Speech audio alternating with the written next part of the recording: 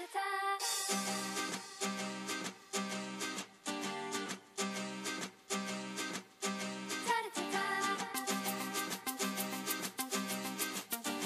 je podobné.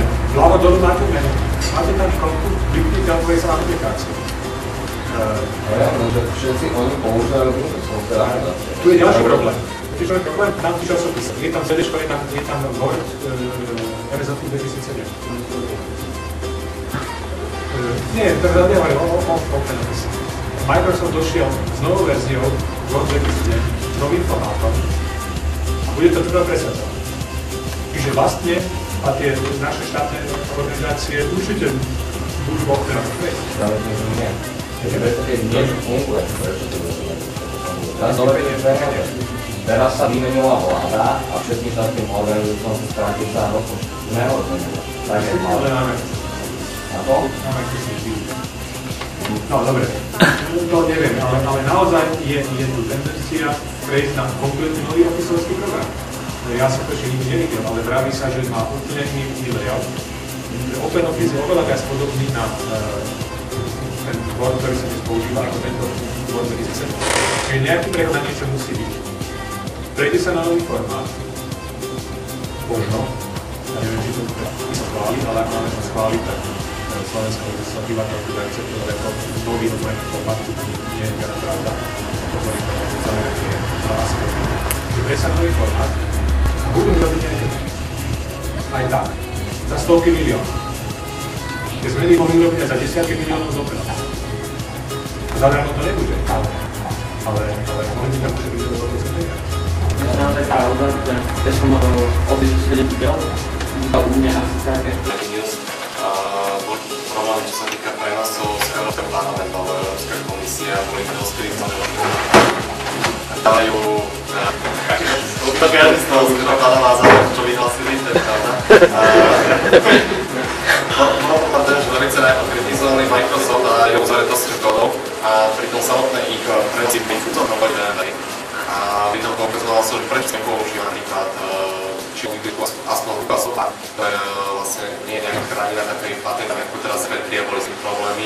Čiže a prechádzajú už aj samotná tá správa Európskej komisie, či už aj Európsky parlament prechádzajú tiež na open source programy, open source dokumenty samotné a vlastne preto vyšla tá iniciatíva toho ODEC alebo ODEC, Open Document Format. Takže vyzerá, že už aspoň v rámci Európy sa to trošku hýbe viacej a už aj vás sa to rozhýbalo, takže už možno ani 5 rokov, kým sa to u nás implementuje, nebude potrebný, už možno budú stačiť 4. Niečo sa deje na Európsku úrovni, som si všimol, ale každé vlastne má páčiť. Niečo robia a nejaké podporujú. No ale ja si myslím, že naši úradníci len teda formálne vytrhujú tieto. No, kým tam nebude nikto normálny, ktorý má toto na starosti, lebo si myslím, že stále aj tá informatizácia v štátnej správe mierne riadená, ak sa nevedie z ministerstva školstva a priamo, alebo oni vlastne zabezpečujú aj ten zabezpečovaný intelekt, takže pokiaľ to nebudú správni ľudia, bohužiaľ o tom, ako to bude na Slovensku fungovať, rozhodujeme aj my raz za 4 roky kružkovaním alebo x-kovaním, hej. Bohužiaľ aj to je ten problém.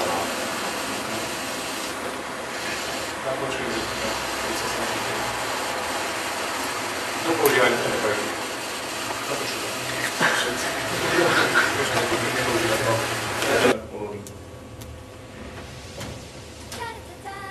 Takže základné vlastnosti tejto distribúcie. Prvá je aktuálnosť. V podstate všetky Linuxové distribúcie sú na mesto dneska vyznačujú svojou aktuálnosťou. Väčšina má polročný vývojový cyklus. Takže v podstate nie je nejaký extrémny dôvod updateovať počas toho pol roka na nejaké nestabilné verzie.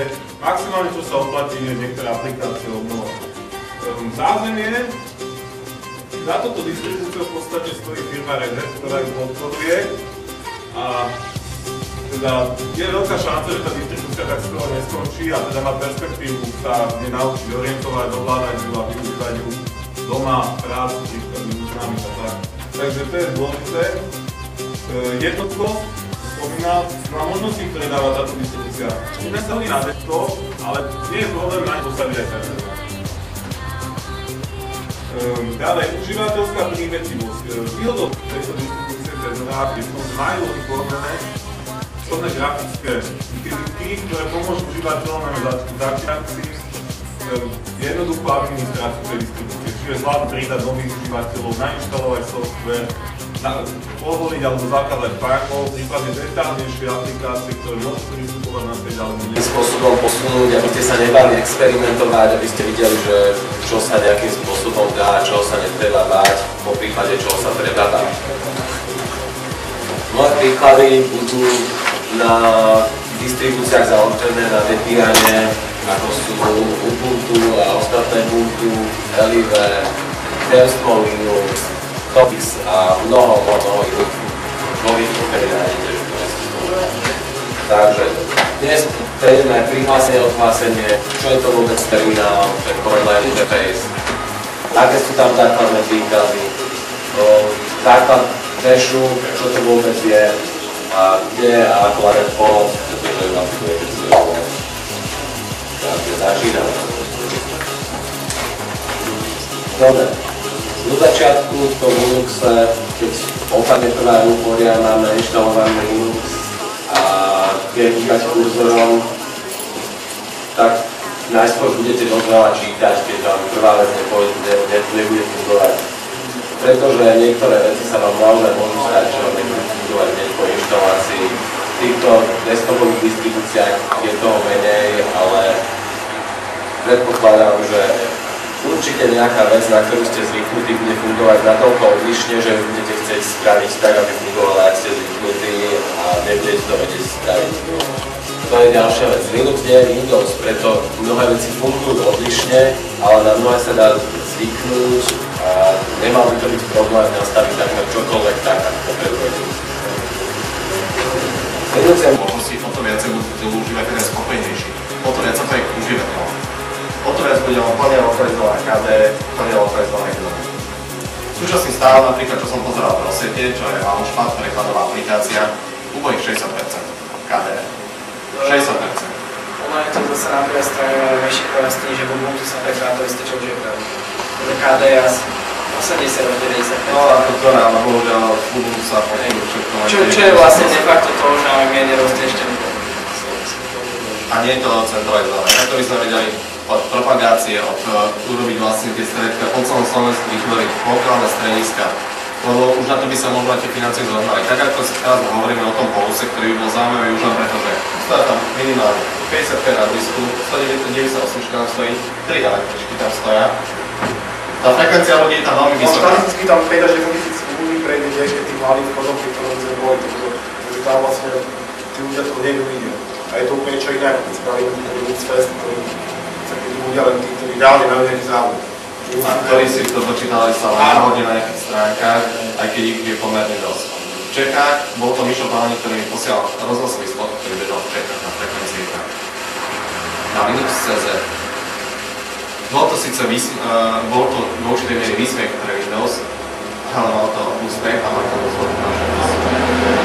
Ale tak trošku majú Češi, že proč Linux.cz to mali dlhé roky a teraz to by sme aj pretvorili, už to je nejaké iné, ale stále to je niečo pekné a dovtedy to tam bolo tam vysvetlené, taký laický